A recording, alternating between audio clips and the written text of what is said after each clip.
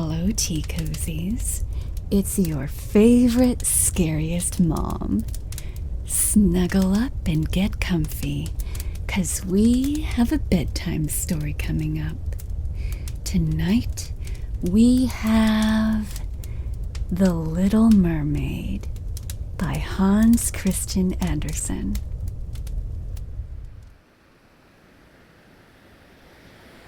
Far out in the ocean, where the water is as blue as the prettiest cornflower and as clear as crystal, it is very, very deep. So deep, indeed, that no cable could fathom it. Many church steeples, piled one upon another, would not reach from the ground beneath to the surface of the water above. There dwell the Sea King and his subjects. We must not imagine that there is nothing at the bottom of the sea but bare yellow sand. No, indeed, the most singular flowers and plants grow there, the leaves and stems of which are so pliant that the slightest agitation of the water causes them to stir as if they had life. Fishes, both large and small, glide between the branches, as birds fly among the trees here upon land. In the deepest spot of all stands the castle of the Sea King. Its walls are built of coral, and the long Gothic windows are of the clearest amber. The roof is formed of shells that open and close as the water flows over them. Their appearance is very beautiful, for in each lies a glittering pearl, which would be fit for the diadem of a queen. The Sea King had been a widower for many years, and his aged mother kept house for him. She was a very wise woman, and exceedingly proud of her high birth. On that account, she wore 12 oysters on her tail, while others, also of high rank, were only allowed to wear 6. She was, however, deserving of very great praise, especially for her care of the 6 little sea princesses, her granddaughters. They were 6 beautiful children, but the youngest was the prettiest of them all. Her skin was as clear and delicate as a rose leaf, and her eyes as blue as the deepest sea. But, like all the others, she had no feet, and her body ended in a fish's tail. All day long they played in the great halls of the castle, or among the living flowers that grew out of the walls. The large amber windows were open, and the fish swam in, just as the swallows fly into our houses when we open the windows, excepting that the fishes swam up to the princesses, ate out of their hands, and allowed themselves to be stroked. Outside the castle, there was a beautiful garden in which grew bright red and dark blue flowers and blossoms like flames of fire. The fruit glittered like gold, and the leaves and stems waved to and fro continually. The earth itself was the finest sand, but blue as the flame of burning sulfur. Over everything lay a peculiar blue radiance, as if it were surrounded by the air from above. through which the blue sky shone instead of the dark depths of the sea. In calm weather, the sun could be seen looking like a purple flower with the light streaming from the calyx. Each of the young princesses had a little plot of ground in the garden where she might dig and plant as she pleased. One arranged her flower bed into the form of a whale. Another thought it better to make hers like the figure of a little mermaid. But that of the youngest was round like the sun and contained flowers as red as his rays at sunset. She was a strange child, quiet and thoughtful, and while her sisters would be delighted with the wonderful things which they obtained from the wrecks of vessels, she cared for nothing but her pretty red flowers, like the sun, excepting a beautiful marble statue. It was the representation of a handsome boy, carved out of pure white stone, which had fallen to the bottom of the sea from a wreck. She planted by the statue a rose-colored weeping willow. It grew splendidly, and very soon hung its fresh branches over the statue, almost down to the blue sands. The shadow had a violet tint and waved to and fro like the branches. It seemed as if the crown of the tree and the root were at play, and trying to kiss each other. Nothing gave her so much pleasure as to hear about the world above the sea. She made her old grandmother tell her all she knew of the ships and of the towns, the people and the animals. To her it seemed most wonderful and beautiful to hear that the flowers of the land should have fragrance, and not those below the sea, that the trees of the forest should be green, and that the fishes among the trees could sing so sweetly that it was quite a pleasure to hear them. Her grandmother called the little birds fishes, or she would not have understood her, for she had never seen birds. "When you have reached your 15th year," said the grandmother, "you will have permission to rise up out of the sea, to sit on the rocks in the moonlight while the great ships are sailing by, and then you will see both forests and towns." In the following year, one of the sisters would be 15, but as each was a year younger than the other, the youngest would have to wait 5 years before her turn came to rise up from the bottom of the ocean and see the earth as we do.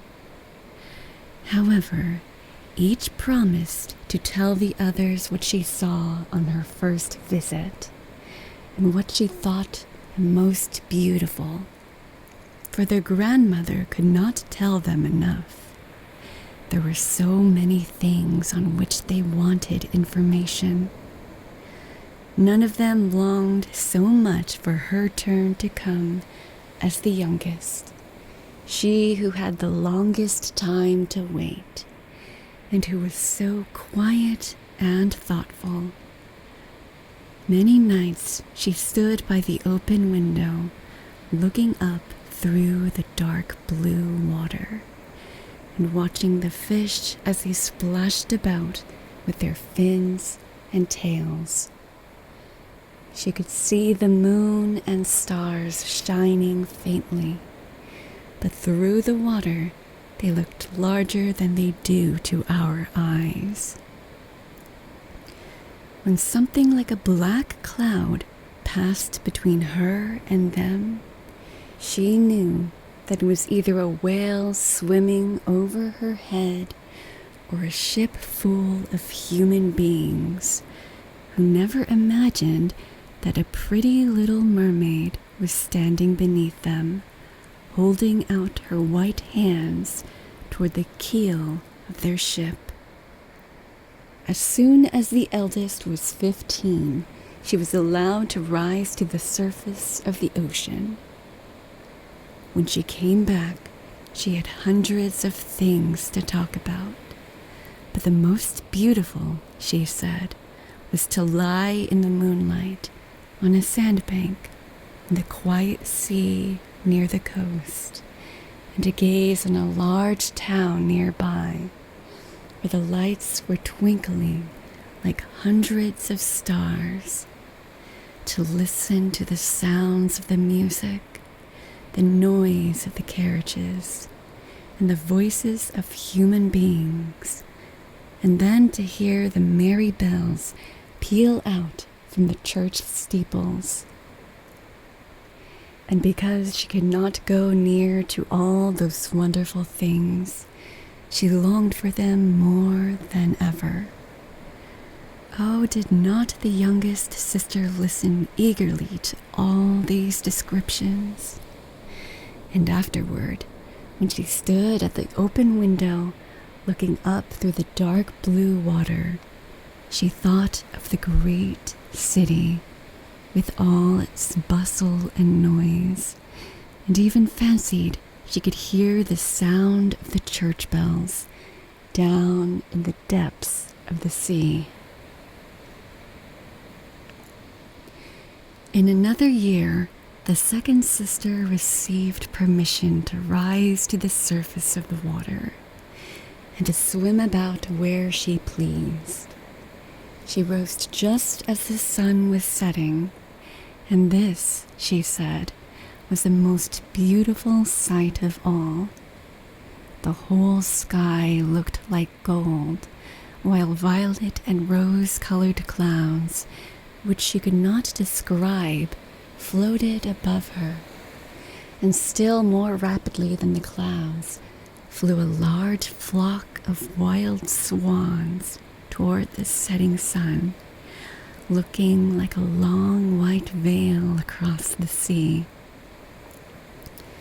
She also swam towards the sun, but it sunk into the waves, and the rosy tints faded from the clouds and from the sea. The third sister's turn followed.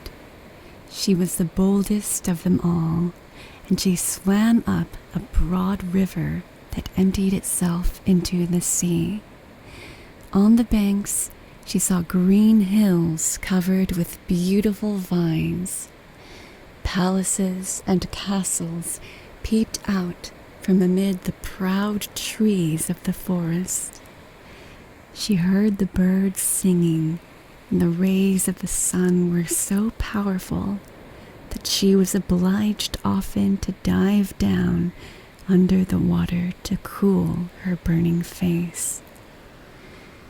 In a narrow creek, she found a whole troop of little human children, quite naked, and sporting about in the water. She wanted to play with them, but they fled in a great fright. And then a little black animal came to the water. It was a dog, but she did not know that, for she had never seen one before. This animal barked at her so terribly that she became frightened and rushed back to the open sea. But she said she should never forget the beautiful forest, the green hills, and the pretty little children who could swim in the water, although they had not fishes' tails. The fourth sister was more timid. She remained in the midst of the sea, but she said it was quite as beautiful there as nearer the land. She could see for so many miles around her, and the sky above looked like a bell of glass. She had seen the ships, but at such a great distance that they looked like seagulls.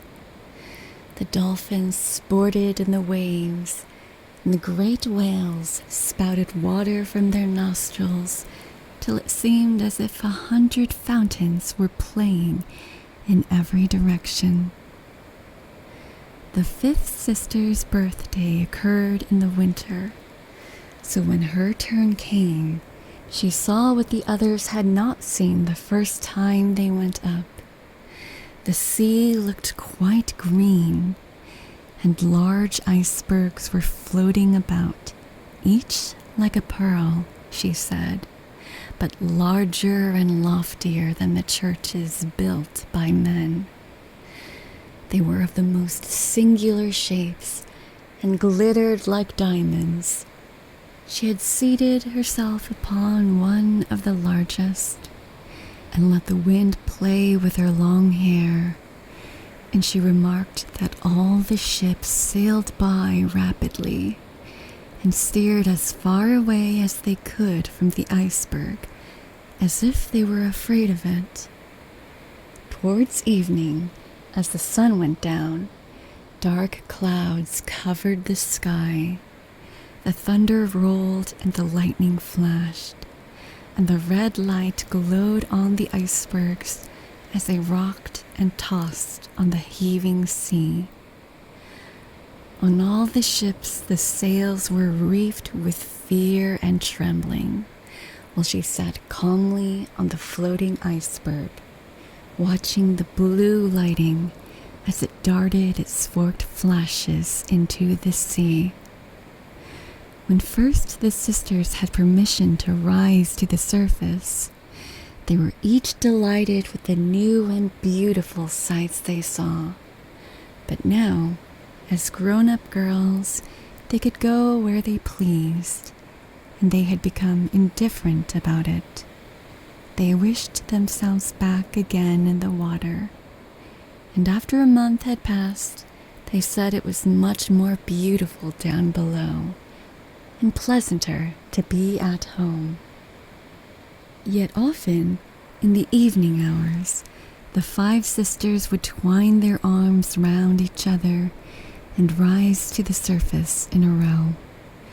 They had more beautiful voices than any human being could have, and before the approach of a storm, and when they expected a ship would be lost, they swam before the vessel and sang sweetly of the delights to be found in the depths of the sea, and begging the sailors not to fear if they sank to the bottom. But the sailors could not understand the song. They took it for the howling of the storm, and these things were never to be beautiful for them. For if the ship sank, the men were drowned, and their dead bodies alone reached the palace of the Sea King. When the sisters rose arm in arm through the water in this way, their youngest sister would stand quite alone, looking after them, ready to cry. Only that the mermaids have no tears, and therefore they suffer more. "Oh, were I but 15 years old," said she, "I know that I shall love the world up there, and all the people who live in it." At last she reached her 15th year. "Well now, you are grown up," said the old dowager, her grandmother, "so you must let me adorn you like your other sisters."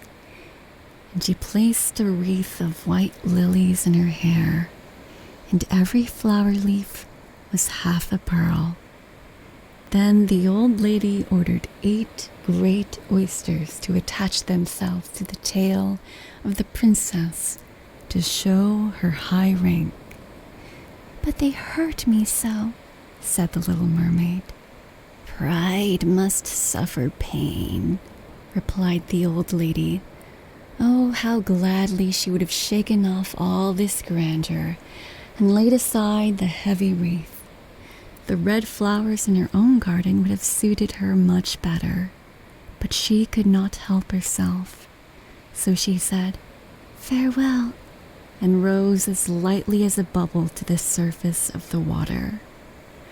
The sun had just set as she raised her head above the waves. The clouds were tinted with crimson and gold, and through the glimmering twilight beamed the evening star in all its beauty. The sea was calm, and the air mild and fresh. A large ship with 3 masts lay becalmed on the water, with only 1 sail set, for not a breeze stiffed, and the sailors sat idle on the deck or amongst the rigging. There was music and song on board, and as darkness came on, 100 colored lanterns were lighted, as if the flags of all nations waved in the air. The little mermaid swam close to the cabin windows, and now and then, as the waves lifted her up, she could look in through clear glass window panes and see a number of well-dressed people within. Among them was a young prince, the most beautiful of all, with large black eyes. He was 16 years of age, and his birthday was being kept with much rejoicing.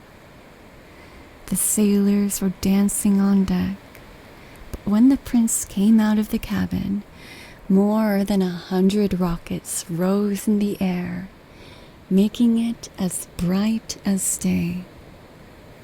The little mermaid was so startled that she dived underwater, and when she again stretched out her hand, it appeared as if all the stars of heaven were falling around her. She had never seen such fireworks before. Great suns spurted fire about. Splendid fireflies flew into the blue air, and everything was reflected in the clear, calm sea beneath. The ship itself was so brightly illuminated that all the people and even the smallest rope could be distinctly and plainly seen. And how handsome the young prince looked as he pressed the hands of all present and smiled at them. The music resounded through the clear night air. It was very late, yet the little mermaid could not take her eyes from the ship or from the beautiful prince. The colored lanterns had been extinguished. No more rockets rose in the air, and the cannon had ceased firing, but the sea became restless, and a moaning, grumbling sound could be heard beneath the waves. Still, the little mermaid remained by the cabin window, rocking up and down on the water, which enabled her to look in. After a while, the sails were quickly unfurled, and the noble ship continued her passage. But soon the waves rose higher. Heavy clouds darkened the sky, and lightning appeared in the distance. A dreadful storm was approaching. Once more the sails were reefed, and the great ship pursued her flying course over the raging sea. The waves rose mountains high, as if they would have overtopped the mast, but the ship dived like a swan between them, and then rose again on their lofty, foaming crests. To the little mermaid this appeared pleasant sport. Not so to the sailors. At length the ship groaned and creaked. The thick planks gave way under the lashing of the sea as it broke over the deck. The mainmast snapped asunder like a reed. The ship lay over on her side, and the water rushed in. The little mermaid now perceived that the crew were in danger. Even she herself was obliged to be careful to avoid the beams and planks of the wreck, which lay scattered on the water. At one moment, it was so pitch dark that she could not see a single object, but a flash of lightning revealed the whole scene. She could see everyone who had been on board, excepting the prince. When the ship parted, she had seen him sink into the deep waves, and she was glad, for she thought he would now be with her. And then she remembered that human beings could not live in the water, so that when he got down to her father's palace, he would be quite dead. But he must not die. So she swam about among the beams and planks which strewed the surface of the sea, forgetting that they could crush her to pieces. Then she dived deeply under the dark waters, rising and falling with the waves, till at length she managed to reach the young prince, who was fast losing the power of swimming in that stormy sea. His limbs were failing him, his beautiful eyes were closed, and he would have died had not the little mermaid come to his assistance. She held his head above the water and let the waves drift them where they would. In the morning the storm had ceased, but of the ship not a single fragment could be seen. The sun rose up, red and glowing from the water, and its beams brought back the hue of health to the prince's cheeks. But his eyes remained closed. The mermaid kissed his high, smooth forehead and stroked back his wet hair. He seemed to her like the marble statue in her little garden. She kissed him again and wished that he might live. Presently they came in sight of land. She saw lofty blue mountains on which the white snow rested as if a flock of swans were lying upon them. Near the coast were beautiful green forests, and close by stood a large building, whether a church or a convent she could not tell. Orange and citron trees grew in the garden, and before the door stood lofty palms. The sea here formed a little bay, in which the water was quite still, but very deep. So she swam with the handsome prince to the beach, which was covered with fine white sand, and there she laid him in the warm sunshine, taking care to raise his head higher than his body. Then bells sounded in the large white building, and a number of young girls came into the garden. The little mermaid swam out farther from the shore and placed herself between some high rocks that rose out of the water. Then she covered her head and neck with the foam of the sea so that her little face might not be seen, and watched to see what would become of the poor prince. She did not wait long before she saw a young girl approach the spot where he lay. She seemed frightened at first, but only for a moment. Then she fetched a number of people, and the mermaid saw that the prince came to life again, and smiled upon those who stood round him. But to her he sent no smile. He knew not that she had saved him. This made her very unhappy, and when he was led away into the great building, she dived down sorrowfully into the water and returned to her father's castle. She had always been silent and thoughtful, and now she was more so than ever. Her sisters asked her what she had seen during her first visit to the surface of the water, but she would tell them nothing. Many an evening and morning did she rise to the place where she had left the prince. She saw the fruits in the garden ripen till they were gathered, the snow on the tops of the mountains melt away. But she never saw the prince, and therefore she returned home, always more sorrowful than before. It was her only comfort to sit in her own little garden and fling her arm round the beautiful marble statue which was like the prince.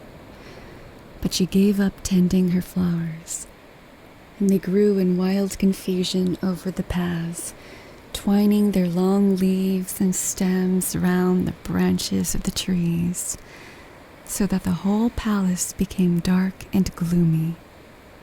At length she could bear it no longer, and told one of her sisters all about it. Then the others heard the secret, and very soon it became known to two mermaids whose intimate friend happened to know who the prince was. She had also seen the festival on board ship, and she told them where the prince came from and where his palace stood. "Come, little sister," said the other princesses.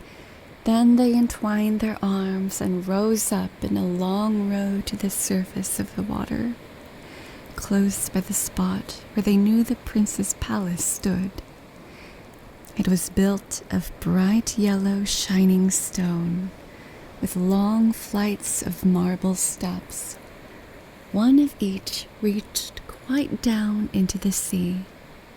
Splendid gilded cupolas rose over the roof, and between the pillars that surrounded the whole building stood lifelike statues of marble. Through the clear crystal of the lofty windows could be seen noble rooms, with costly silk curtains and hangings of tapestry, while the walls were covered with beautiful paintings which were a pleasure to look at. In the center of the largest saloon, a fountain threw its sparkling jets high up into the glass cupola of the ceiling, through which the sun shone down upon the water and upon the beautiful plants growing round the basin of the fountain. Now that she knew where he lived, she spent many an evening and many a night on the water near the palace. She would swim much nearer the shore than any of the others ventured to do. Indeed, once she went quite up the narrow channel under the marble balcony, which threw a broad shadow on the water. Here she would sit and watch the young prince, who thought himself quite alone in the bright moonlight. She saw him many times of an evening sailing in a pleasant boat, with music playing and flags waving. She peeked out from between the green bushes, and if the wind caught her long silvery white veil, those who saw it believed it to be a swan spreading out its wings. On many a night, too, when the fishermen, with their torches, were out at sea, she heard them relate so many good things about the doings of the young prince that she was glad she had saved his life when he had been tossed about half dead on the waves. And she remembered that his head had rested on her bosom, and how heartily she had kissed him, but he knew nothing of all this. He could not even dream of her. She grew more and more fond of human beings, and wished more and more to be able to wander about with those whose world seemed to be so much larger than her own. They could fly over the sea in ships, and mount the high hills which were far above the clouds, and the lands they possessed, their woods and their fields, stretched far away beyond the reach of her sight. There was so much that she wished to know, and her sisters were unable to answer all her questions. Then she applied to her old grandmother, who knew all about the upper world, which she very rightly called the lands above the sea. If human beings are not drowned, asked the little mermaid, can they live forever? Do they never die as we do here in the sea? Yes, replied the old lady. They must also die, and their term of life is even shorter than ours. We sometimes live to 300 years, but when we cease to exist here, we only become the foam on the surface of the water. And we have not even a grave down here of those we love. We have not immortal souls. We shall never live again. But, like the green seaweed, once it has been cut off, we can never flourish more. Human beings, on the contrary, have a soul which lives forever, lives after the body has been turned to dust. It rises up through the clear, pure air beyond the glittering stars. As we rise out of the water and behold all the land of the earth, so do they rise to unknown and glorious regions which we shall never see. Why have we not an immortal soul? Asked the little mermaid mournfully. I would gladly give all the hundreds of years that I have to live to be a human being for only one day, and to have the hope of knowing the happiness of that glorious world above the stars. You must not think of that, said the old woman. We feel ourselves to be much happier and much better off than human beings. So I shall die, said the little mermaid, and as the foam of the sea, I shall be driven about, never again to hear the music of the waves, or to see the pretty flowers, nor the red sun. Is there anything I can do to win an immortal soul? No, said the old woman, unless a man were to love you so much that you were more to him than his father or mother. And if all his thoughts and all his love were fixed upon you, and the priest placed his right hand in yours, and he promised to be true to you here and hereafter, then his soul would glide into your body, and you would obtain a share in the future happiness of mankind. He would give a soul to you and retain his own as well. But this can never happen. Your fish's tail, which amongst us is considered so beautiful, is thought on earth to be quite ugly. They do not know any better, and they think it necessary to have 2 stout props, which they call legs, in order to be handsome. Then the little mermaid sighed and looked sorrowfully at her fish's tail. Let us be happy, said the old lady, and dart and spring about during the 300 years that we have to live, which is really quite long enough. After that, we can rest ourselves all the better. This evening, we are going to have a court ball. It is one of those splendid sights which we can never see on earth. The walls and ceiling of the large ballroom were of thick but transparent crystal. The hundreds of colossal shells Some of a deep red, others of a grass green, stood on each side in rows with blue fire in them, which lighted up the whole saloon and shone through the walls so that the sea was also illuminated. Innumerable fishes, great and small, swam past the crystal walls. On some of them the scales glowed with a purple brilliancy, and on others they shone like silver and gold. Through the halls flowed a broad stream, and in it danced the mermen and the mermaids to the music of their own sweet singing. No one on earth has such a lovely voice as theirs. The little mermaids sang more sweetly than them all. The whole court applauded her with hands and tails, and for a moment her heart felt quite gay, for she knew that she had the loveliest voice of any on earth or in the sea. But she soon thought again of the world above her, for she could not forget the charming prince, nor her sorrow that she had not an immortal soul like his.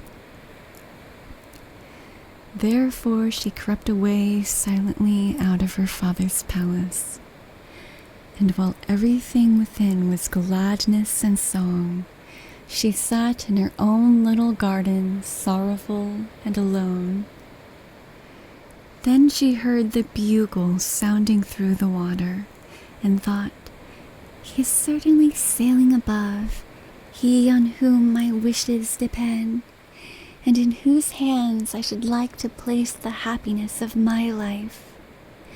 I will venture all for him, and to win an immortal soul, while my sisters are dancing in my father's palace, I will go to the sea witch, of whom I have always been so much afraid.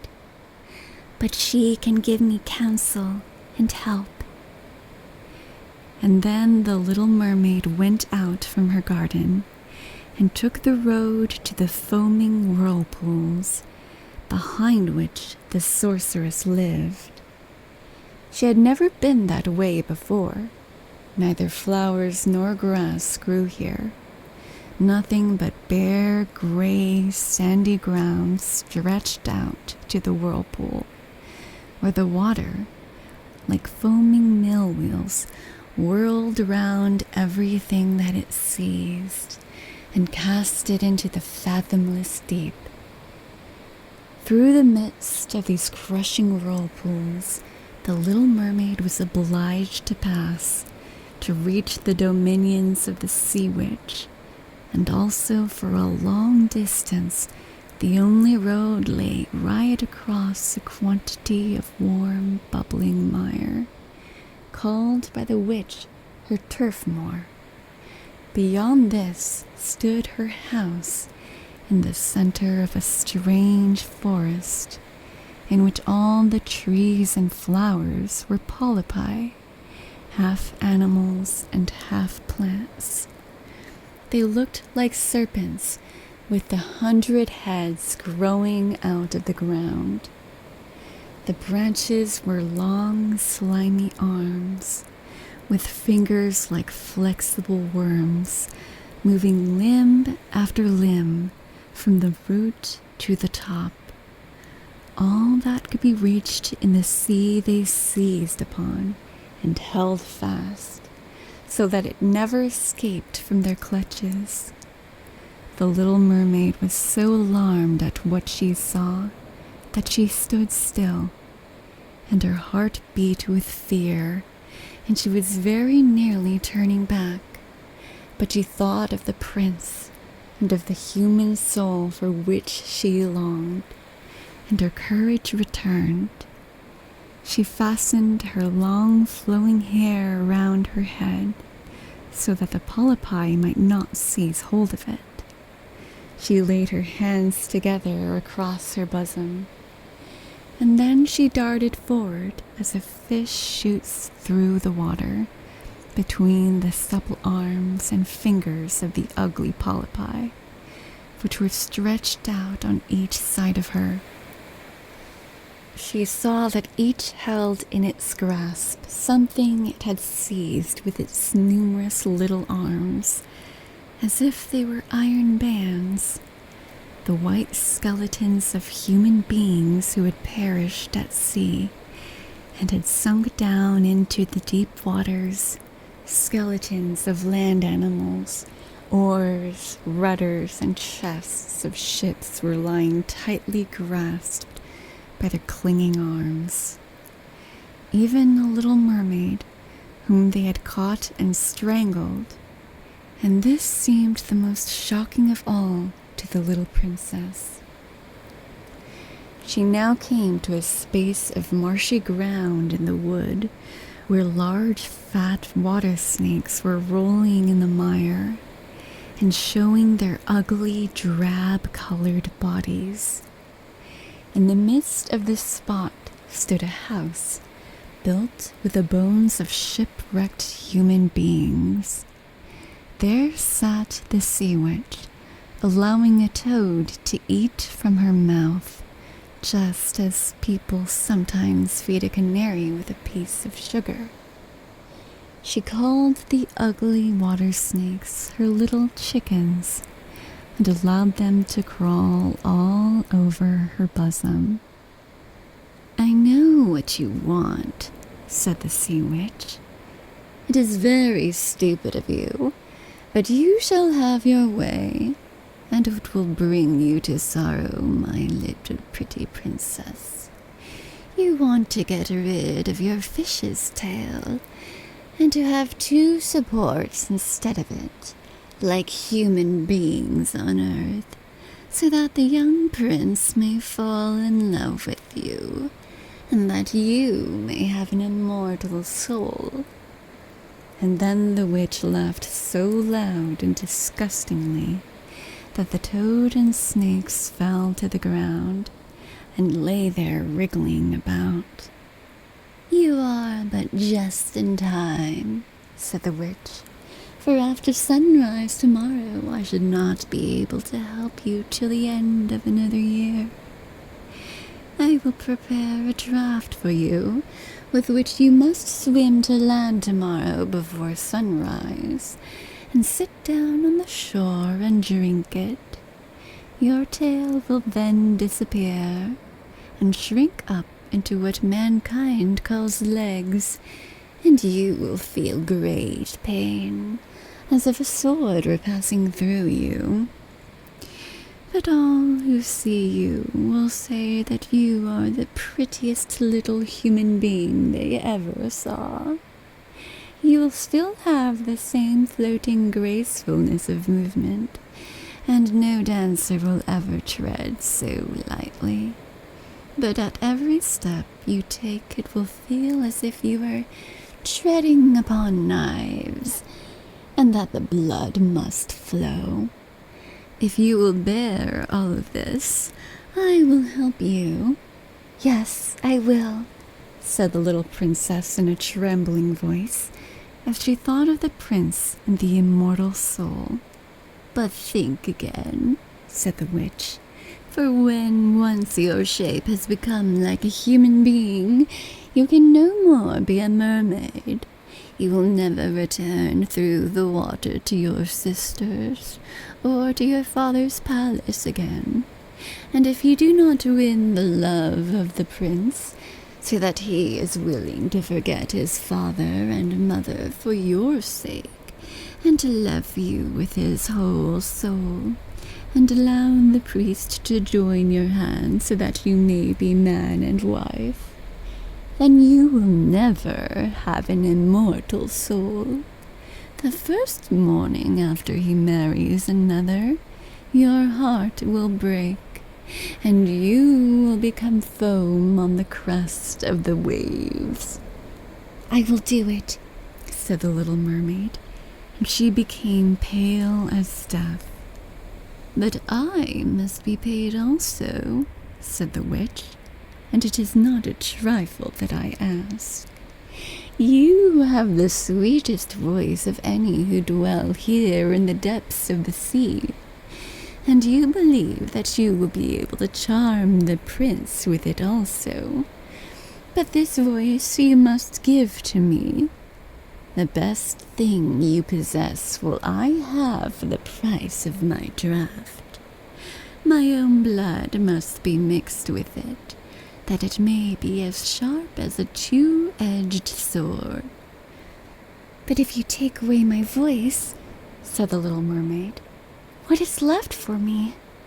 "Your beautiful form, your graceful walk, and your expressive eyes. Surely with these things you can enchain a man's heart. Well, have you lost your courage?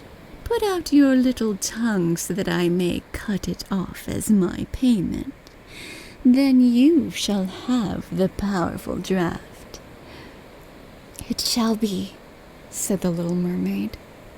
Then the witch placed her cauldron on the fire to prepare the magic draft. "Cleanliness is a good thing," said she, scouring the vessel with snakes, which she had tied together in a large knot. Then she pricked herself in the breast and let the black blood drop into it. The steam that rose formed itself into such horrible shapes that no one could look at them without fear. Every moment the witch threw something else into the vessel, and when it began to boil, the sound was like the weeping of a crocodile. When at last the magic draft was ready, it looked like the clearest water. "There it is for you," said the witch. Then she cut off the mermaid's tongue, so that she became mute and would never again speak or sing. "If the polypi should seize hold of you as you return through the wood," said the witch, "throw over them a few drops of the potion, and their fingers will be torn into 1,000 pieces." But the little mermaid had no occasion to do this, for the polypi sprang back in terror when they caught sight of the glittering draft, which shone in her hand like a twinkling star. So she passed quickly through the wood and the marsh, and between the rushing whirlpools. She saw that in her father's palace the torches in the ballroom were extinguished, and all within asleep. But she did not venture to go into them, for now she was mute and going to leave them forever. She felt as if her heart would break.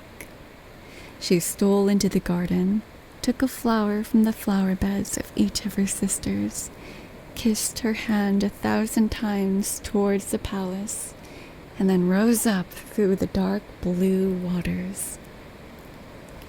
The sun had not risen when she came in sight of the prince's palace and approached the beautiful marble steps. But the moon shone clear and bright.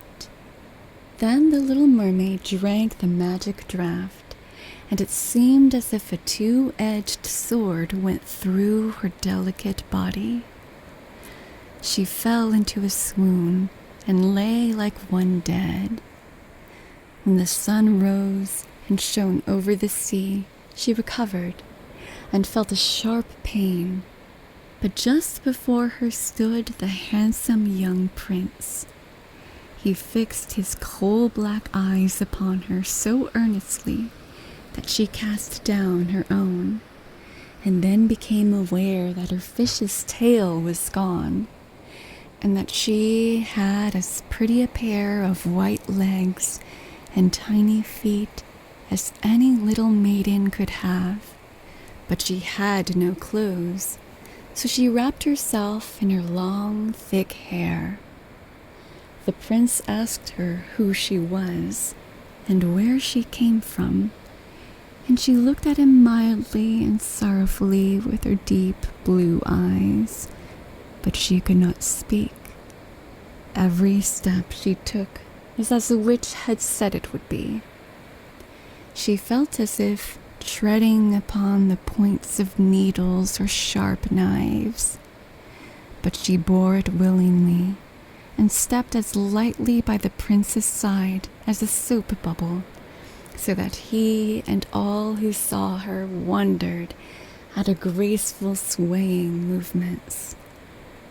She was very soon arrayed in costly robes of silk and muslin, and was the most beautiful creature in the palace, but she was mute and could neither speak nor sing. Beautiful maids dressed in silk and gold stepped forward and sang before the prince and his royal parents. One sang better than all the others, and the prince clapped his hands and smiled at her. This was great sorrow to the little mermaid. She knew how much more sweetly she herself could sing once, and she thought, "Oh, if only he could know that! I have given away my voice forever to be with him." The maids next performed some pretty fairy-like dances to the sound of beautiful music. Then the little mermaid raised her lovely white arms, stood on the tips of her toes, and glided over the floor, and danced as no one yet had been able to dance. At each moment her beauty became more revealed, and her expressive eyes appealed more directly to the heart than the songs of the maids. Everyone was enchanted, especially the prince, who called her his little foundling, and she danced again quite readily to please him, though each time her foot touched the floor, it seemed as if she trod on sharp knives. The prince said she should remain with him always, and she received permission to sleep at his door on a velvet cushion. He had a page's dress made for her, that she might accompany him on horseback. They rode together through the sweet-scented woods, where the green boughs touched their shoulders, and the little birds sang among the fresh leaves. She climbed with the prince to the tops of high mountains, and although her tender feet bled so that even her steps were marked, she only laughed and followed him till they could see the clouds beneath them looking like a flock of birds traveling to distant lands. While at the prince's palace, and when all the household were asleep, she would go and sit on the broad marble steps, for it eased her burning feet to bathe them in the cold sea water. And then she thought of all those below in the deep. Once during the night, her sisters came up arm in arm, singing sorrowfully as they floated on the water. She beckoned to them, and then they recognized her and told her how she had grieved them. After that, they came to the same place every night, and once she saw in the distance her old grandmother, who had not been to the surface of the sea for many years, and the old sea king, her father, with his crown on his head. They stretched out their hands towards her, but they did not venture so near the land as her sisters did. As the days passed, she loved the prince more fondly, and he loved her as he would love a little child, but it never came into his head to make her his wife. Yet, unless he married her, she could not receive an immortal soul, and on the morning after his marriage with another, she would dissolve into the foam of the sea. "Do you not love me the best of them all?" the eyes of the little mermaid seemed to say, when he took her in his arms and kissed her fair forehead. "Yes, you are dear to me," said the prince, "for you have the best heart, and you are the most devoted to me. You are like a young maiden whom I once saw, but whom I shall never meet again. I was in a ship that was wrecked, and the waves cast me ashore near a holy temple, where several young maidens performed the service. The youngest of them found me on the shore and saved my life. I saw her but twice, and she is the only one in the world whom I could love. But you are like her, and you have almost driven her image out of my mind. She belongs to the holy temple, and my good fortune has sent you to me instead of her, and we will never part." "Ay, he knows not that it was I who had saved him," thought the little mermaid. "I carried him over the sea to the wood where the temple stands. I sat beneath the foam and watched till the human beings came to help him. I saw the pretty maiden that he loves better than he loves me." And the mermaid sighed deeply, but she could not shed tears. "He says the maiden belongs to the holy temple, therefore she will never return to the world. They will meet no more, while I am by his side and see him every day. I will take care of him and love him and give up my life for his sake." Very soon it was said that the prince must marry, and that the beautiful daughter of a neighboring king would be his wife, for a fine ship was being fitted out. Although the prince gave out that he merely intended to pay a visit to the king, it was generally supposed that he really went to see his daughter. A great company were to go with him. The little mermaid smiled and shook her head. She knew the prince's thoughts better than any of the others. "I must travel," he had said to her. "I must see this beautiful princess. My parents desire it, but they will not oblige me to bring her home as my bride. I cannot love her. She is not like the beautiful maiden in the temple, whom you resemble. If I were forced to choose a bride, I would rather choose you, my mute foundling with those expressive eyes." And then he kissed her rosy mouth, played with her long waving hair, and laid his head on her heart, while she dreamed of human happiness and an immortal soul.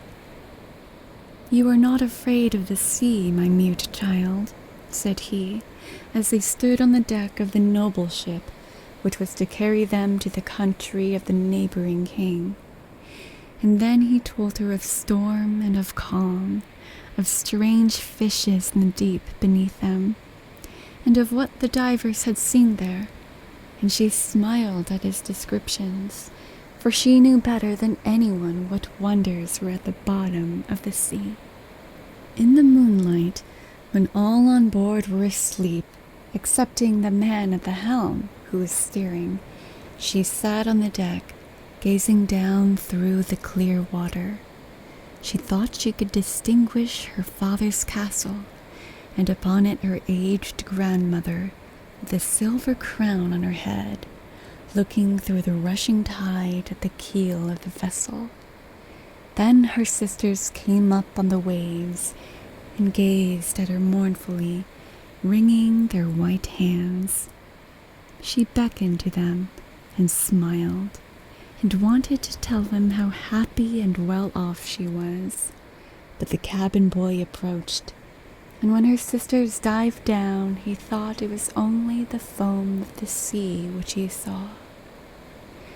The next morning, the ship sailed into the harbor of a beautiful town belonging to the king whom the prince was going to visit. The church bells were ringing, and from the high towers sounded a flourish of trumpets and soldiers with flying colors and glittering bayonets, lined the rocks through which they passed. Every day was a festival. Balls and entertainments followed one another. But the princess had not yet appeared. People said that she was being brought up and educated in a religious house, where she was learning every royal virtue. At last she came. Then the little mermaid was very anxious to see whether she really was beautiful, was obliged to acknowledge that she had never seen a more perfect vision of beauty. Her skin was delicately fair, and beneath her long dark eyelashes, her laughing blue eyes shone with truth and purity. "It was you," said the prince, "who saved my life when I lay dead on the beach." And he folded his blushing bride in his arms. "Oh, I am too happy," said he to the little mermaid. "My fondest hopes are all fulfilled. You will rejoice at my happiness, for your devotion to me is great and sincere." The little mermaid kissed his hand, and felt as if her heart were already broken. His wedding morning would bring death to her, and she would change into the foam of the sea. All the church bells rang, and the heralds rode about the town proclaiming the betrothal. Perfumed oil was burning in costly silver lamps on every altar. The priests waved the censers, while the bride and bridegroom joined their hands and received the blessing of the bishop. The little mermaid, dressed in silk and gold, held up the bride's train, but her ears saw nothing of the festive music, and her eyes saw not the holy ceremony. She thought of the night of death which was coming to her, and of all she had lost in the world. On the same evening, the bride and bridegroom went on board ship. Cannons were roaring, flags waving, and in the center of the ship a costly tent of purple and gold had been erected. It contained elegant couches for the reception of the bridal pair during the night. The ship, with swelling sails and a favorable wind, glided away smoothly and lightly over the calm sea. When it grew dark, a number of colored lamps were lit, and the sailors danced merrily on the deck. The little mermaid could not help thinking of her first rising out of the sea, when she had seen similar festivities and joys. She joined in on the dance, poised herself in the air as a swallow when he pursues his prey, and all present cheered her with wonder. She had never danced so elegantly before. Her tender feet felt as if cut with sharp knives, but she cared not for it. A sharper pang had pierced through her heart. She knew this was the last evening she should ever see the prince, for whom she had forsaken her kindred and her home. She had given up her beautiful voice and suffered unheard of pain daily for him, while he knew nothing of it. This was the last evening that she would breathe the same air with him, or gaze on the starry sky and the deep sea.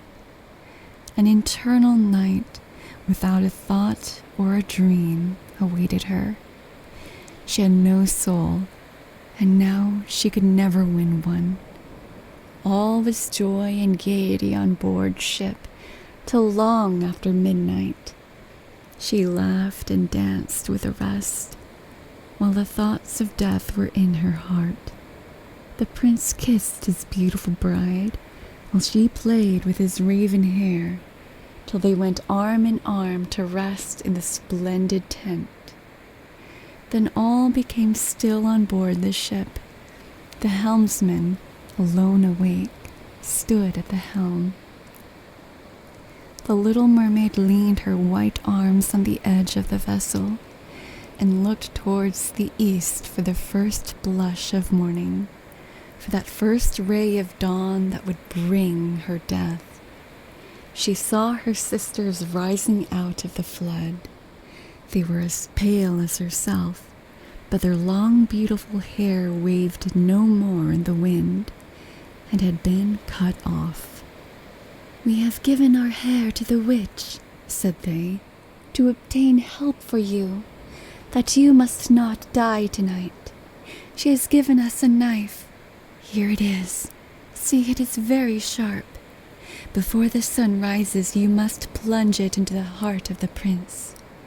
When the warm blood falls upon your feet, they will grow together again and form into a fish's tail, and you will be once more a mermaid and return to us to live out your 300 years before you die and change into the salt sea foam. Haste then. He or you must die before sunrise. Our old grandmother moans so for you that her white hair is falling off from sorrow, as ours fell from under the witch's scissors. Kill the prince and come back. Hasten. Do you not see the first red streaks in the sky? In a few minutes the sun will rise, and you must die." And then they sighed deeply and mournfully, and sank down beneath the waves. The little mermaid drew back the crimson curtain of the tent, and beheld the fair bride with her head resting on the prince's breast. She bent down and kissed his fair brow, then looked at the sky on which the rosy dawn grew brighter and brighter. Then she glanced at the sharp knife, and again fixed her eyes on the prince, who whispered the name of his bride in his dreams. She was in his thoughts, and the knife trembled in the hand of the little mermaid. Then she flung it far away from her into the waves. The water turned red where it fell, and the drops that spurted up looked like blood. She cast one more lingering, half-fainting glance at the prince, and then threw herself from the ship into the sea, and thought her body was dissolving into foam. The sun rose above the waves, and his warm rays fell on the cold foam of the little mermaid, who did not feel as if she were dying. She saw the bright sun, and all around her floated hundreds of transparent, beautiful beings. She could see through them the white sails of the ship and the red clouds in the sky. Their speech was melodious, but too ethereal to be heard by mortal ears, as they were also unseen by mortal eyes.